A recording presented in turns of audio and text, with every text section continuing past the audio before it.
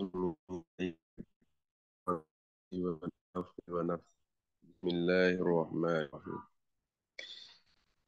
اچھا جی، اب احادیث کی کچھ ہم اقسام اور کریں گے۔ یہ حدیث کی اقسام ہیں کہ یہ تحقیق کے بعد صحیح ثابت ہو سکتی ہیں، ضعیف ناقابل اعتبار بھی۔ تو یہ ہیں کہ حدیث کی پہنچ کس فرد تک ہے، اللہ کی ذات تک ہے، اللہ کے نبی تک ہے، صحابی تک ہے، تابعی تک ہے، اس اعتبار سے تو کس تک اس کی سند پہنچتی ہے۔ تو سب سے پہلی اس میں حدیث قدسی، الحدیث القدسی، قاف نقطوں والا۔ تو حدیث قدسی کہتے ہیں یعنی جو اللہ سے بات ہو، تو اس طہر ہے یعنی پاکی، یعنی وہ مقدس، تو اس سے بات ہے اس کی۔ تو محدثین حدیث قدسی کہتے ہیں اس حدیث کو کہ جو نبی صلی اللہ علیہ وسلم اس کی سند، اس بات کی سند جو ہے وہ اللہ کی طرف کریں، اللہ کی طرف کریں، اللہ نے دی ہے، اللہ یہ۔ تو قرآن بھی اللہ کی بات ہے، حدیث قدسی یہ بھی بات ہی ہے۔ فرق دونوں میں یہ ہوتا ہے کہ جو قدسی ہے اس کے الفاظ نبی کے ہوتے ہیں، اور جو مفہوم ہوتا ہے وہ اللہ کی طرف سے آتا ہے، جبکہ قرآن جو ہے اس کے لفظ اور معنی دونوں ہی اللہ کی طرف سے ہوتے ہیں، الفاظ بھی اللہ کے اور معنی بھی اللہ کی طرف سے، جبکہ حدیث قدسی میں صرف وہ اللہ کی طرف سے ہوتا ہے۔ اور دوسرا ایک فرق ان دونوں میں یہ ہے کہ جو قرآن کے الفاظ ہیں، ان الفاظ کو دہرانا یہ عبادت ہے، اس کا حکم ہے۔ تو اور جو حدیث کے الفاظ ہیں حدیث قدسی، تو ان کے الفاظ کو پڑھنا ایک نیکی کام ہے، لیکن جس طرح ایک انسان کے ذمہ عبادات ہوتی ہیں، اس طرح احادیث کے الفاظ پڑھنا یہ اس عبادت کے ذمرے میں نہیں آتا۔ باقی بندہ کوئی بھی کام کر رہا ہے اچھا تو اس کا ثواب تو اسے ملتا ہے، تو لیکن جس طرح قرآن کے الفاظ پڑھنا ایک عبادت ہے، اسپیشل عبادت ہے جس کا خصوصی تذکرہ ہے اسلام کے اندر، تو ایسے یہ اسپیشل عبادت نہیں ہے حدیث قدسی کو پڑھنا۔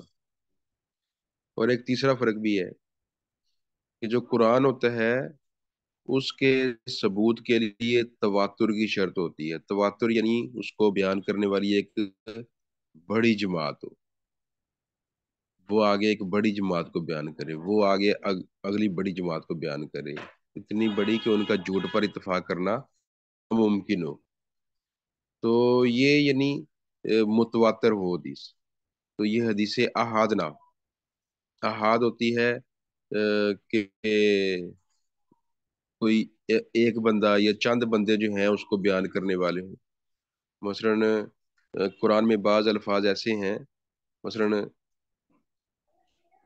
یہ ایک جگہ آتا ہے ثلاثت ایام، 3 دن، تو وہاں پر ابن مسعود رضی اللہ تعالیٰ عنہ ہیں، عبداللہ بن مسعود، وہ ساتھ لفظ بولتے ہیں متتابعات، وہ جب قرآن پڑھتے ہیں تو ساتھ متتابعات کا لفظ پڑھتے ہیں، جبکہ باقی صحابہ سے یہ لفظ پڑھنا ثابت نہیں ہے۔ تو اب چونکہ عبداللہ بن مسعود کے یہ والے الفاظ متواتر نہیں ہیں، باقی صحابہ سے ثابت نہیں ہیں، اس وجہ سے یہ پھر کہہ لیں کہ وہ ثلاثت ایام کی تشریح کہلائیں گے۔ تو باقی عبداللہ بن مسعود اس کو قرآن کے الفاظ کے طور پر پڑھتے ہیں، تو وہ اس کو پھر قرآن نہیں سمجھا جائے گا۔ وجہ کیا ہے؟ وجہ یہی ہے کہ وہ لفظ متواتر نہیں ہے۔ تو قرآن کے لیے تواتر یہ بھی شرط ہے، متواتر ثابت ہو، مراد جماعت، ایک جماعت اس کو بیان کرے، ہر دور کے اندر اس کو بیان کرنے والی ایک بڑی جماعت، جبکہ حدیث قدسی کے اندر ایسی تواتر کی کوئی شرط نہیں ہوتی۔ تو برای یہ 3 فرق ہیں دونوں کے اندر۔ قرآن کے الفاظ معنی دونوں الگ طرف سے ہوتے ہیں، اس کی تلاوت عبادت ہے، اور اس میں تواتر شرط ہے، جبکہ یہ باتیں حدیث میں نہیں ہوتی۔ تو یہ حدیث کافی ہیں، لیکن اگر وہ جو احادیث ہیں، یہ حدیث ہیں تو تھوڑی ہیں، ویسے یہ کافی زیادہ ہیں. تو یہی یعنی حدیثیں کل مثال کے طور پر ایک حدیث آتی بھی ہے کہ اللہ کے نبی بیان کرتے ہیں اللہ تبارک و تعالیٰ سے اللہ تعالیٰ اللہ فرمایا، اے میرے بندو، میں ظلم کو حرام کر اپنے آپ پر اور تمہارے درمیان بھی اس کو حرام کر دیا، لہذا ایک دوسرے پر نہ کرو. یہ حدیث قدسی ہے کہ اللہ کے نبی صلی اللہ علیہ وسلم اس کو اللہ سے تو بہرحال یہ ہے حدیث کی پہلی قسم کہ کہاں تک سند کا ریچ کہاں تک ہے، اس کی پہنچ کہاں تک ہے. اگر اللہ تک جائے تو وہ حدیث قدسی کہلاتی. اچھا جی. تو یہ حدیث کے بعد حدیث کی اصطلاح کے بعد اب ہم آتے ہیں حدیث کی طرف، اپنے سبق کی طرف. تو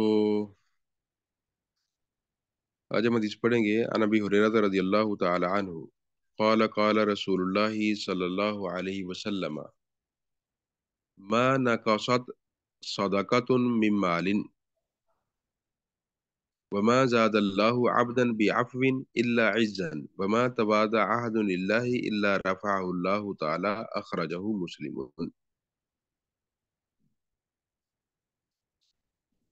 ابو ہریرہ سے روایت ہے، قال وہ کہتے ہیں، قال رسول اللہ، رسول اللہ صلی اللہ علیہ وسلم نے فرمایا، ما نقصت نہیں کم کرتا، صدقۃ صدقہ، من مال کسی بھی مال کو، صدقہ کسی بھی مال کو کم نہیں کرتا.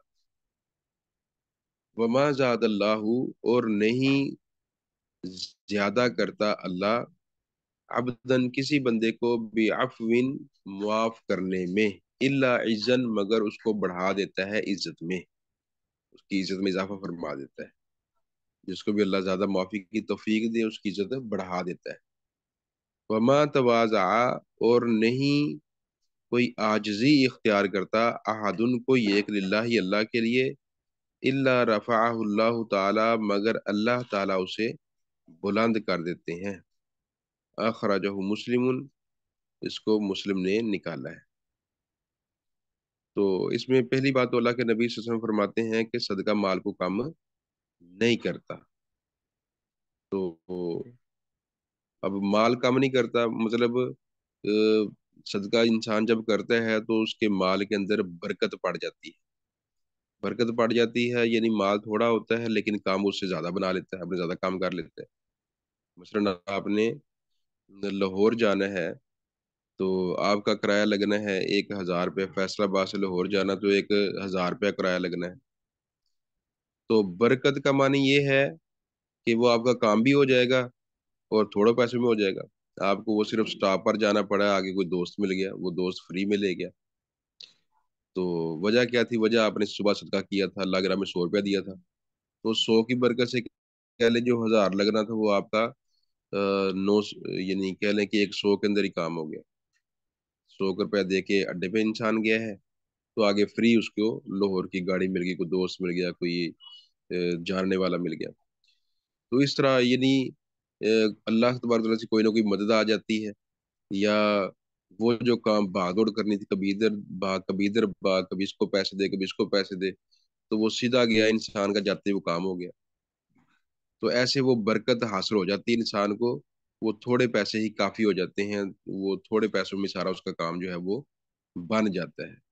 یا کوئی چیز لینے گیا، آگے سے بیچنے والا جو ہے وہ اس کو جانے کی جلدی، وہ تھوڑے پیسوں میں دے کے چلا گیا. تو یعنی کسی نہ کسی طریقے سے اللہ تبارک و تعالیٰ اس کے مال کی بچت کر دیتے ہیں جو اس نے اللہ کی راہ میں دیا ہوتا ہے اس کی وجہ سے. یا پھر یہ اس کا معنی ہے کہ صدقہ مال کم نہیں کرتا، مطلب جو مال میں کمی ہوئی ہے، اب جو اللہ کی طرف سے اس کو ثواب ملے گا اور آخرت میں اس کو انعام ملے گا، تو وہ انعام دیکھ کر بندہ کہے گا جی مجھے تو کچھ خسارہ نہیں ہوا، میرا کوئی نقصان نہیں ہوا، اس کے بدلے مجھے ملی بڑا کچھ گیا ہے، آخرت میں جا کے ملا ہے. یا یہ معنی ہے.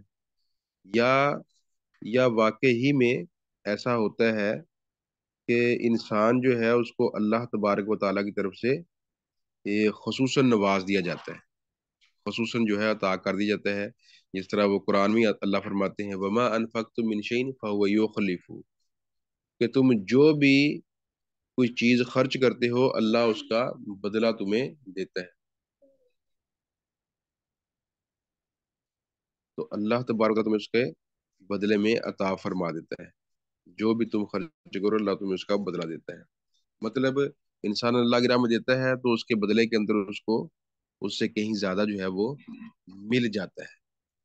تو یعنی اللہ کے لیے جو بندہ قربانی دیتا ہے نا تو اللہ تبارک و تعالیٰ اس کا حق رکھتے نہیں ہے. ایک وہ عزیز بتاتے ہیں، کہتے ہیں میں پولیس والوں کو لیکچر دے رہا تھا، تو اب وہاں پر میں نے یہ الفاظ کہے کہ اگر تمہاری ٹیبل پر لاکھوں روپے پڑے ہوں رشوت کے، تو تم آسمان کی طرف دیکھنا، کہنا اللہ تیرے ڈر سے میں چھوڑ رہا ہوں، اور وہ چھوڑ کے اٹھ جانا، اس کو لینا نہیں. اللہ تمہیں اس سے ڈبل نہ دے تو پھر کہنا. تو کہتے ہیں یہ بعد میں اپنا درس دے کے لیکچر دے کے آ گیا. ایک دو سال بعد نا مجھے ایک پولیس کا آفیسر ملا، تو اچھے رینک کا تھا. تو وہ بولا، کہنے لگا جی آپ نے یہ بات کہی تھی کہ اللہ دگنا دے گا، تو میں نے تجربہ یہ کیا ہے کہ اللہ کئی گنا دیتا ہے. تو مطلب جو اللہ کے لیے بندہ قربانی دیتا ہے، اپنا مال اللہ کی راہ میں دے دے کسی کو، یا ویسے ہی چھوڑ دیتا ہے کہیں سے کوئی آ رہا ہے، تو اللہ کے لیے دی گئی قربانی انسان کے لیے برکتیں ہی لاتی ہے. فَهُوَ يُخْلِفُهُ، اللہ اس کا بدلہ عطا فرماتا ہے، یہ اللہ نے قرآن میں کہہ دیا ہے. تو بہرحال یہ پھر اس کا معنی ہو سکتے ہیں کہ صدقہ کرنے سے بندے کا مال یوں بڑھ جاتا ہے. اور آگے حدیث میں ہے وما زاد اللہ عبدا بعفو الا عزا، کہ جس کو بھی اللہ معافی کی توفیق دیتا ہے اس کو عزت بڑھا دیتا ہے. تو یہ اب بندے پر ظلم ہوا ہے تو بدلہ لینا چاہے تو لے سکتا ہے. ہم؟ بدلہ لینا چاہے کہ یہ ایک دلہ ہے. والا من انتصر بعد ظلمه فاولئک ما علیہ من سبیل، کہ جس نے ظلم کے بعد بدلہ لے لیا تو ان پر کوئی سبیل نہیں ہے، کوئی مواخذہ نہیں ہے، ان کا پکڑ نہیں ہوگی، مطلب جائز ہے ان کے لیے. اور ایسے ہی اللہ فرماتے ہیں وَجَزَاءُ سَیِّئَةٍ سَیِّئَةٌ مِثْلُهَا، تو بندہ برائی کرے تو اس کو ویسا ہی بدلہ جو ہے وہ ملتا ہے.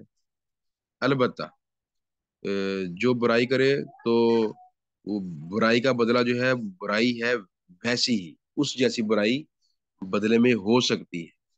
جس طرح وہ حدیث میں بھی آتا ہے بندہ ایک گالی دے تو اس کے بدلے کے اندر آپ اسے ایک گالی دے دو تو دونوں گالیوں کا گناہ اس پہلے پہل کرنے والوں کو ہی ہوگا. بدلہ لے سکتا ہے بندہ، کوئی حرج والی بات نہیں. تو یہ جائز ہے، قرآن میں بھی جائز ہے، حدیث کے اندر بھی اس کا جواز آیا ہے، بلکہ جو جواب میں گالی نکالتا ہے اس کا گناہ بھی پہل کرنے والے کو ہی ملتا ہے، یوں حدیث میں آتا ہے. تو لیکن اگر بندہ معاف کر دے، بدلہ لینے کی قدرت ہے اور بندہ اپنا بدلہ حاصل کر سکتا ہے، لیکن پھر بھی وہ کہتے ہیں میں نے اللہ کے لیے معاف کیا، فمن عفا واصلح فاجرہ علی اللہ، تو اللہ فرماتے ہیں جو معاف کر دے اور صلح بھی رکھے پھر، تو اس کا اجر جو ہے وہ اللہ پر ہے. کسی رشتہ دار نے ظلم کر دیا ہے، رشتہ داروں سے عموماً ہو جاتے ہیں، بہنوں سے، بھائیوں سے اور اعزاء و اقربا سے، یا باہر کسی نے کر دیا ہے تو معاف کر دے، اور معاف کرنے کے بعد پھر معاملات بھی درست رکھے اپنے، اللہ اللہ کے لیے چھوڑ دے، بس چھوڑا جی تمہیں. تو فاجر اللہ، اس کا اجر اللہ پر ہے. اور کیا خبر کہ اللہ اس کو دے گا نہیں، اس کی عزت کم ہوئی ہے، اس کی بےعزتی ہوئی تھی، اس کی مذمت ہوئی تھی، اس پر ظلم ہوا تھا. تو اب اس نے اپنی جو اس کی عزت کا جنازہ نکلا ہے بدلہ لینے کی بجائے کہا اللہ تیری خاطر میں چھوڑ رہا ہوں. تو میں چاہتا تو ایک کی دو سنا سکتا تھا، ایک کی دو لگا سکتا تھا، لیکن تیری خاطر چھوڑ رہا ہوں. تو اللہ کی خاطر دی گئی قربانی کبھی انسان کو دنیا میں پست نہیں کرتی. تو فاجر اللہ، اس کا اجر اللہ کے ذمہ ہے.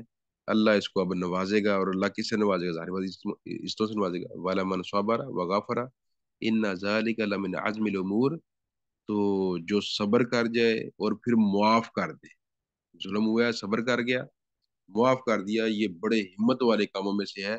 تو بہرحال جو بندہ یہ ہمت والے کام کرتا ہے تو اللہ کے نبی فرماتے ہیں صلی اللہ علیہ وسلم کہ جس کو اللہ معافی کے اندر بڑھا دیتا ہے نا، معاف کرنے کے اندر، तो अल्लाह उसको इज्जत के अंदर बढ़ा देते हैं, मतलब फिर उसकी अल्लाह इज्जत के अंदर इजाफा फरमा देते हैं। तो ये यानी अल्लाह के नबी की गारंटी है, अल्लाह के नबी के अल्फाज हैं, ऐसा होकर रहेगा। और तीसरा फरमाया कि माँ तवाज़ा, तवाज़ो कहता है यानी आजिज़ी इख्तियार करना। इंसान के अंदर मकदरत है, कुदरत है और ताकत है, लेकिन वो फिर भी आजिज़ बन के रहता है और अल्लाह के लिए। ये नहीं, मोमन के अंदर इज्जत, ये अल्लाह को पसंद नहीं है। अल मुमिनुल कविय्यु खैर, जो कुव्वत वाला मोमन है वो बेहतर है, मिनल मुमिन ज़ईफ, कमजोर मोमन से। तो मोमन ताकतवर हो, माली लिहाज से भी ताकतवर हो, जानी लिहाज से भी ताकतवर हो। तो बहरहाल माल में कमी रह भी सकती है, लेकिन वो जानी एतबार से ताकतवर हो, तो माल भी मिल जाए तो आजकल वैसे ताकत समझे ही माल को जाता है। तो बहरहाल ताकतवर मोमन जो है, अल्लाह के नबी फरमाते हैं सल्लल्लाहु अलैहि वसल्लम, ये बेहतर है। तो मोमन को ताकतवर होना चाहिए। इंसान के पास ताकत के वसाइल वो जमा होने चाहिए। तो इन वसाइल को रखते हुए, ताकत रखते हुए, फिर भी अल्लाह के लिए झुक जाना, हाँ अल्लाह ने दिया है, नवाजा हुआ है, तो फिर भी वो आजी इख्तियार करते हैं, लोगों के सामने पस्ती इख्तियार करते हैं, और करता किस लिए? सिर्फ अल्लाह के लिए। वरना वो इंसानों के सर चढ़ के रह सकता है, तो अल्लाह उसको बुलंद करते हैं। तो ये भी गया अपनी कह लो कि अपनी अनानियत की कुर्बानी दे रहा है, अपनी बड़ाई को कुर्बान कर रहा है और अल्लाह के लिए लोगों के सामने झुक के रह रहा है। तो इसको भी अल्लाह तबारक व ताला जो है बुलंद करते हैं। खासकर यानी ये मामला कह लो कि घरेलू मामला के अंदर, जब इंसान झुक जाता है, बहनों के अंदर, भाइयों के अंदर, अइज़ा व अकरबा के अंदर पस्ती इख्तियार करता है, तो इंशाअल्लाह अल्लाह तबारक व ताला इसको सर बुलंद करेंगे। ये अल्लाह के नबी की गारंटी। अब उसके बाद हदीस है, वन अब्दुल्लाह बिन सलाम, अब्दुल्लाह बिन सलाम रज़ियल्लाहु अन्हु से मरवी है, क़ाल क़ाल रसूलुल्लाह सल्लल्लाहु अलैहि वसल्लम, कहते हैं अल्लाह के रसूल ने फरमाया सल्लल्लाहु अलैहि वसल्लम, या अय्युहन नास, ए लोगो, अफशु सलामा, सलाम फैलाओ, सलाम को फैलाओ, वसिलू, और मिलाओ, सिल मिला, और सिलू तुम मिलाओ, अल अरहामा, रिश्तेदारी को, व अतीमु ताम, और खिलाओ खाना, वसल्लु बिल्लैल, और नमाज पढ़ो रात को, वन नासु नियाम, और लोग सोए हुए हों, तदखुलुल जन्नत बिसलाम, तुम दाखिल हो जाओगे जन्नत में सलामती के साथ। अखरजहु तिरमिजी, इसको निकाला है तिरमिजी ने, वसहाहु, और सही करार दिया है इसे। तो ये अब्दुल्ला बिन सलाम रजी अल्लाह अन्हु की हदीस है। अब्दुल्ला बिन सलाम ये यहूदी थे, यहूदियों के आलिम थे, बाद में मुसलमान हो गए। तो अब यहूदियों के बारे में ये यानी अल्लाह के नबी सल्लल्लाहु अलैहि वसल्लम को पहचान गए थे। तो सिर्फ इस वजह से मुसलमान नहीं हुए कि आप बनी इस्माइल में से आ गए हैं, और अंसार सहाबा ने आपको पहले अपना लिया है। जब ये बैत अकबा हुई है, अल्लाह के नबी ने अंसारियों के सामने, अंसार सहाबा के सामने मक्का के अंदर दावत पेश किया अपनी। तो अंसार कहने लगे, यानी सहाबा कहने लगे, ये तो वही नबी लग रहा है कि जिसके बारे में हमें यहूदी कहा करते थे कि एक नबी आने वाला है, उसके आने की देर है, फिर हम तुम्हारा इलाज करेंगे उसके साथ मिलकर। तो ये तो जिसकी धमकियां में यहूदी देते थे, ये तो वही है नबी। तो फौरी इसका कलमा तुम पढ़ लो, इसको कबूल कर लो। तो उन्होंने अल्लाह के नबी पर ईमान ले आए और आपके साथ मिल गए। तो यानी ये यहूद नबी के इंतजार में मदीना में बैठे हुए थे, तो नबी के इंतजार में थे, और ये दूसरे लोगों को धमकाते भी थे। तो बहरहाल पता था, यारिफूना कमा यारिफूना अबनाहुम, ये ऐसे जानते हैं आपको जैसे अपने बेटों को जानते हैं, यानी पूरी इनको पहचान थी। तो लेकिन जानबूझकर वो अनानियत आड़े आ गई कि हम बनु इसहाक हैं और ये बनु इस्माइल में से आ गए। तो ये कुछ बरादरी का तासुब, ये बरादरी के जो तासुब होते हैं, ये भी इंसान को ले बैठते हैं। तो बरादरी सिर्फ पहचान के लिए होती है, बाकी तासुब के लिए नहीं। जो तासुब इसको बनाया है, तासुब का बायस ये एक गलत कर आदमी। अल्लाह के नबी सल्लल्लाहु अलैहि वसल्लम آپ کی بہت سی بیویاں تھیں، 11 بیویاں تھیں آپ کی. تو اب اس کی یہ جو آپ کی زیادہ شادیاں کی ہیں، تو اس کے اندر علماء نے جو کوئی نقطہ بیان کیا ہے وہ ایک یہ نقطہ بیان کرتے ہیں کہ عورت سے شادی کی تو نبی صلی اللہ علیہ وسلم نبی نے اپنے زینب سے اور پھر اپنے قبیلے سے بھی شادی کی، ام حبیبہ وغیرہ سے، حفصہ عائشہ وغیرہ آپ کی قبیلے قریش کی تھی. اور پھر اپنی قومیت سے باہر بھی شادی کی، حضرت صفیہ سے، وہ یہودیہ تھی. تو یعنی وہ اپنی بیگانی ہر اقوام کے اندر کے نبی نے شادی کر کے تو بتایا جی یہ قومیت کوئی حیثیت نہیں رکھتی شادی بیاہ کے معاملے کے اندر. تو بہرحال یہ لوگ قومی تعصب کا شکار ہو گئے اور آپ کو پر ایمان نہیں لے کے آئے. تو مانتے تھے عبداللہ بن اسلام جب مسلمان ہوئے تو کہنے لگے اللہ کے نبی، تو اگر ان کو پتہ لگا نا عبداللہ مسلمان ہو گیا ہے، تو انہوں نے پھر آپ ان کو بلائیں، ان سے پوچھیں. تو انہوں نے نا میرے پھر بارے میں غلط بیانی کرنی ہے، تو میں اندر ذرا چھپ جاتا ہوں. تو آپ ان سے پہلے پوچھیے عبداللہ کیسا ہے، تو میرے بارے میں پوچھیے. جب یہ مان جائیں تو پھر میں بعد میں تو اس کے بعد گواہی دوں گا اسلام کی. تو پھر عبداللہ بن سلام رضی اللہ تعالیٰ عنہ جو ہے وہ اندر کے پوچھا جی عبداللہ بن سلام کیسا، جی بہت اچھا ہے، اچھے باپ کا بیٹا ہے، عالم ہے ہمارا. تو وہ باہر ہے کہنے لگے جی اشہد ان لا الہ الا اللہ اشہد ان محمد رسول اللہ. جب کلمہ پڑھا تو وہ کہنے لگے جی شرنا و ابن شرنا، ہم میں سے بدترین بندہ ہے یہ اور بدترین بندے کا بیٹا ہے. تو ساتھ ہی اسی موقع پر ہی پھر گئے. تو یہ لوگ تھے اتنی کہہ لیں کہ اخلاقیت کوئی نہیں ہے، بد اخلاق لوگ ہیں، بس اپنا مفاد دیکھنا ہے وہ کس چیز میں ہے.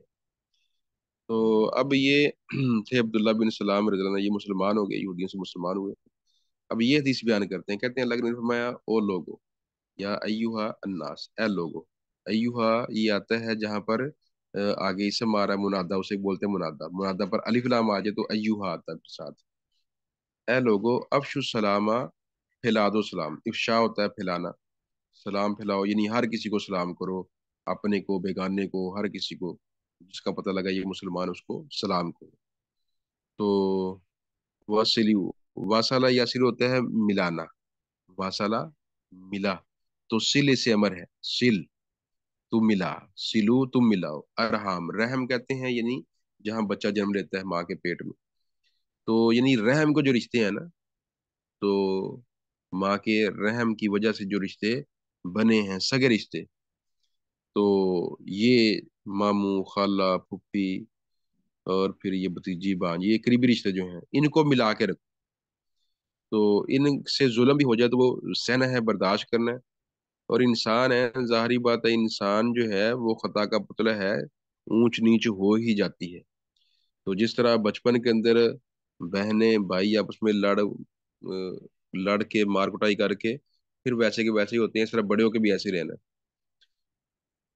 تو صلہ رحمی کرو اور کھانا کھلاؤ. کھانا کھلاؤ تو یہ کھانا کھلانا، سلام کرنا، یہ بہترین اسلام ہے. اللہ کے نبی صلی اللہ علیہ وسلم نے پوچھا گیا ای الاسلامی افضل، بہترین اسلام کون سا ہے؟ کہا ان تطعم الطعام، کہ تو کھانا کھلائے اور تو سلام کہے، جس کو جانتا ہے جس کو نہیں جانتا سب کو. یہ سلام عام کرنا. ہاں، گھر میں ہے تو السلام علیکم. بلکہ صحابہ تو یہاں تک تھے، جا رہے ہیں راستے میں درخت آ گئے، ایک دائیں ہو گئے ایک بائیں ہو گئے، آگے جا کے ملے پھر السلام علیکم. تو یہ بڑا سلام ان کے اندر عام تھا. یہ دعا ہی ہے آپ پر سلامتی ہو. تو سلام کو عام کرنا یہ بہترین اسلام ہے. ایک بندہ سلام کہے اور دوسرا کھانا کھلائے. تو آپ نے حکم دیا آتی متام، کھانا کھلاؤ، سلام پھیلاؤ، کھانا کھلاؤ اور رشتوں کو ملاؤ. وصلوا باللیل، اور نماز پڑھو رات کو. والناس نیام، اور لوگ سوئے ہوئے ہو. تو یہ تہجد کی نماز کا خصوصاً اللہ کے نبی نے حکم دیا. فرضوں کے بعد سب سے افضل نماز یہ تہجد کی نماز ہی ہے اور اللہ کے مقبول بندوں کی نماز ہوتی ہے. اللہ کے نبی نے عبداللہ بن عمر سے کہا تھا نعم الرجل عبداللہ لو صلی باللیل، عبداللہ اچھا آدمی ہے عبداللہ بن عمر، کاش یہ رات کو نماز پڑھا کرے. تو کہتے اس کے بعد انہوں نے تہجد پھر چھوڑی نہیں. تو اللہ کے نبی صلی اللہ علیہ وسلم آپ بھی تہجد آپ کا معمول تھا، ایک دو بار بسرا آپ کی تہجد رہی ہے، ورنہ آپ کا معمول تھا کہ چاہے رات کو شروع میں پڑھ لیں، رات کے آخر میں پڑھ لیں، درمیان میں پڑھ لیں، یا دو دو کر کے پڑھتے رہیں، دو پڑھ دی سو گئے، دو پڑھ دی سو گئے، دو پڑھ یعنی جس طرح آسانی ہوتی ہے آپ پڑھتے رہتے، تو یہ آپ کا معمول تھا۔ تو یہ اللہ کے مقربین کی نماز ہے، یعنی جس کو اللہ نے کہہ لے کہ خصوصی دیا ہوتا ہے نا اپنا نمبر، کوئی کسی کو خاص نمبر دیتے ہیں، یہ میرا نمبر ہے، یہ آپ کو ہر وقت آن ملے گا، تو آپ نے کوئی ایمرجنسی رابطہ کرنا اس پر کر سکتے ہیں۔ تو یہ نماز گویا اللہ سے رابطہ ہے، لیکن اگر ایمرجنسی رابطہ کرنا ہو، خصوصی نمبر کوئی لینا، تو یہ تہجد ہے۔ تو داخل ہو جاؤ گے تم جنت میں سلامتی کے ساتھ، مطلب جو بندہ ان امور کو اختیار کر لے گا، تو یہ بندہ سلامتی سے پھر جنت کے اندر داخل ہو جائے گا۔ تو امور رشتہ داری کو ملانا، اور کھانا کھلانا، اور رات کو نماز پڑھنا، یہ بہت تھوڑا مشکل ہے، تو پھر انسان کے لیے یہ ممکن ہے رب میں داخل ہونا۔ تو اللہ ہمیں یہ سمجھ کے اس پر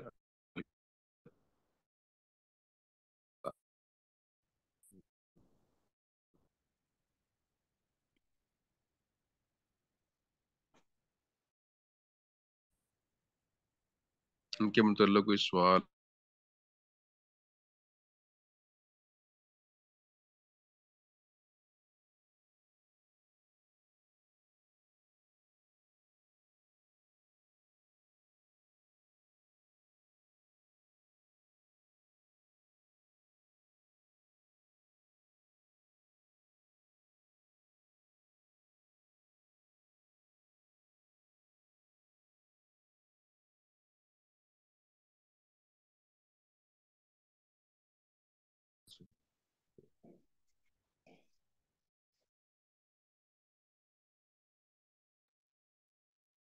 جزاکم اللہ خیر شاہ۔